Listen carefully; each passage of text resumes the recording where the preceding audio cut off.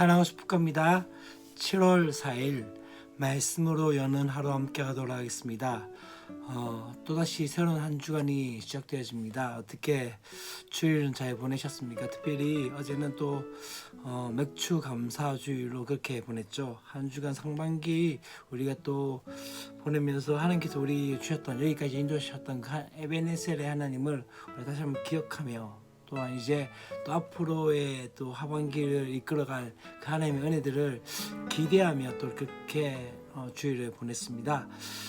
특별히 이제 여름 성경학교가 저희는 7월 16일, 17일, 23일, 24일 이렇게 진행이 되어질 텐데, 이제 여름 성경학교가 얼마 남지 않은 가운데 있죠. 특별히 이제 방학이 얼마 남지 않은 그런 상황 가운데 있습니다.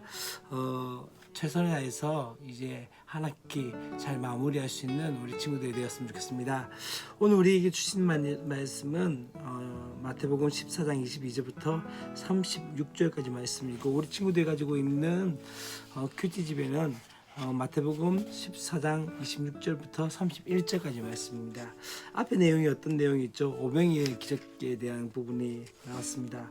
다시 말하면 예수님께서 긍휼히 여기심을 통해서 광야에 있었던 그 5,000명의, 다시 말하면 장정만 된 5,000명의 그 인원들을 먹이시고 그 가운데 풍성한 그 은혜들을 맛봤던 그 말씀들이 바로 마태복음 14장 13절에서 21절까지 말씀이었습니다. 그리고 난 다음에 어떻게 되십니까? 사람들이 이제 예수님을 왕으로 또 그렇게 계속적으로 내세우고자 할 때 예수님께서는 제자들을 재촉하사 무리가 있는 그 가운데서 배를 타고 먼저 앞쪽 건너쪽으로 보내십니다. 그리고 난 다음에 예수님께서는 이제 이 기도하러 산에 오르시게 되어지며 그 가운데서 혼자 있게 되십니다. 이제 그런 가운데서 배가 어떻게 되어집니까? 지금 육지에서 술이나 떠나서 그 가운데서 이제 풍랑을 만나게 되어지는 것이죠.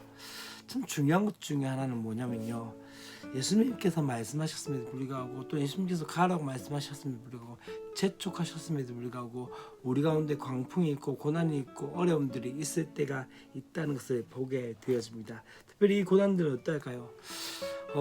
어떻게 이 고난이 언제부터 시작될지 또 언제 끝마칠지 알지 못한다는 상황 가운데 있습니다. 특별히 사실 제자들에게 어쩌면 이 풍랑은 바다에 살았던 어부였던 제자들이 많았던 상황이었기 때문에 그렇게 일상이었을 것입니다. 그러면 우리가 어떠합니까? 지금 이들은 지금 고난을 당한다. 다시 말하면 그들이 익숙했었던 것임에도 불구하고 여전히 고난을 당할 수 있는 상황들이 되어지는 거죠.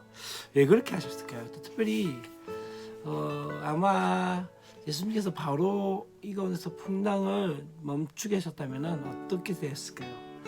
아마 그들은 그 상황들에 대해서 그렇게 크게 느끼지 않았을 것입니다. 그러나 이들에게는 어떻게 되어집니까? 밤 사경까지 계속적으로 풍랑 가운데서 이제 열심히 맞서다가 이제 완전히 넉다운 되어진, 자기의 힘으로 아무것도 할 수 없다고 생각하는 그 넉다운된 밤 사경 가운데 예수님께서 오시기 시작한 것들을 보게 되었습니다. 우리의 삶 가운데서도 그렇습니다. 내가 할 수 있다고 생각하고 내가 최선을 다해서 이것을 이길 수 있다고 생각하는 그때까지는 주님께서 일하시지 않습니다. 그러나 언제요? 바로 밤 사경, 이제 완전히 포기되어졌을 때 주님께서 어떻게 하십니까? 일하시기 시작한다는 것들을 보게 되어지는 것이죠. 그러고 난 다음에 어떻게 되어집니까? 이제 중요한 것은 이제 뒤에 부분입니다. 또 26절 말씀에서 그렇게 합니다. 제자들이 그가 바다 위로 걸어오신 모습, 다시 말하면 예수님께서 지금 바다 위로 오시는 상황 가운데 있는 거죠. 그 가운데서 놀라 모습 보기 시작합니다. 유령이하며 무서워하며 소리치거든요. 그렇게 3년 반 동안 그렇게 따라다니고 그렇게 함께했던 예수님에도 불구하고 그들의 위기 가운데, 고난 가운데 예수님은 어떻게 보기 시작합니까? 유령으로 봤다는 것을 보게 되었습니다. 그때 예수님께서 뭘 말씀하십니까? 안심하라, 나니 두려워하지 말라. 어쩌면 우리의 인생 가운데 참 필요한 것 중에 하나는 이 말씀이 아닌가 하는 생각이 드십니다. 우리의 삶과 환경은 너무 두렵고 어려울 때 같습니다. 또한 우리의 마음을 어떻게 할 수 없는 그런 상황들이 되어질 때 같습니다. 그때 우리에게 선포되어질 말씀, 바로 주의 말씀이 어떻게 합니까? 우리의 마음을 안심시키고 또한 우리를 두려움에서 이기게 하게 되십니다. 이제 이런 상황 가운데서 이제 또 우리의 수제자인 베드로가 또 한 사건을 만들어냅니다. 바로 예수님께 그렇게 합니다. 주님께서는 나로 명하여서 물 위를 걷게 하게 해달라고, 물 위를 오라소서 할 때, 그때 주님께서 어떻게 합니까? 오라고 말씀할 때 그가 어떻게 합니까? 주님만 보고 나갔을 때는 어떻게 되시죠? 물 위를 걷는 놀라운 역사들을 맛보게 되십니다. 그러나 그가 주님만 보다가 어떻게 되죠? 그 상황 가운데 다시 한번 파도를 보면서 어떤가 그 물에 빠지게 되어지는 상황들을 보게 되어지고, 그때 예수님께서 어떻게 하시죠? 이 베드로를 잡아서 다시 한번 구원하시는 그 일이라면서 그렇게 말씀합니다. 믿음이 적은 자여 어찌하여 작은 자여 왜 의심하느냐 하면서 주님께서 배에 오르실 때 이 풍랑이 바람이 그치게 되어지면서 이제 그때부터 됩니까? 배는 어디요? 바로 그곳으로, 그 배에 있던 모든 사람들이 진실로 하나님의 아들이라는 것을 깨닫게 되어지고, 게네사렛 땅에 가서 또다시 예수님께서는 어떻게 합니까? 치유의 사역들을 감당하게 되어진 것들을 보게 되십니다. 참 여기서 참 중요한 것 중에 하나는요, 우리 가운데 믿음으로 나갔다고 생각되어진 것들이 있을 것입니다. 때때로 어떻습니까? 우리가 믿음을 고백하면 또 말씀 가운데 헌신하고 말씀 가운데 우리가 해왔던 모든 것들 가운데 주님만 바라볼 때는 어떻게 되어집니까? 그 이들이 되어지지만 그런 상황 가운데서 이제 어떻게 합니까? 또다시 우리가 주변들을 바라보며 상황 환경들을 바라보게 될 때 마치 베드로가 물 위에서 빠진 것처럼 그렇게 되어질 때가 있다는 것을 보게 되십니다. 여전히 바로 물 위를 걷는 기적을 체험하면서 불구하고 바람을 두려워하는 베드로의 모습, 어쩌면 저와 여러분의 모습이지 않습니까? 우리는 믿음으로 나갔다고 생각하며 믿음으로 그렇게 이겨내겠다고 생각하지만 또다시 어떻게 되어집니까? 우리의 상황과 환경 가운데 닥치는 그 바람 때문에 다시 한번 그 가운데서 또 넘어지고 또 자빠지고 또다시 우리는 그 가운데 안절부절하지 못하는 마치 베드로의 그 모습들과 같이 되어진 것들을 보게 됩니다. 그때 중요한 것은 무엇입니까? 매 순간 하나님의 함께 하시는 그 하나님의 은혜 속에서 우리는 다시 한번 그 손길을 구해야 하지 않을까요?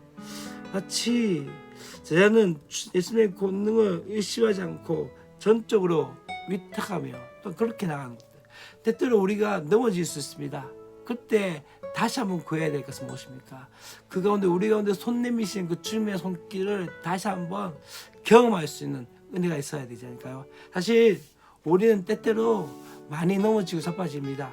또다시 어떠할까요? 또다시 넘어지는 우리의 모습들을 보게 되십니다. 믿음으로 산다고 하지만 또 믿음으로 이겨냈다고 생각하지만 또다시 여전히 우리는 의심하고 또다시 우리는 좌절하고 또 낭망하는 우리의 모습입니다.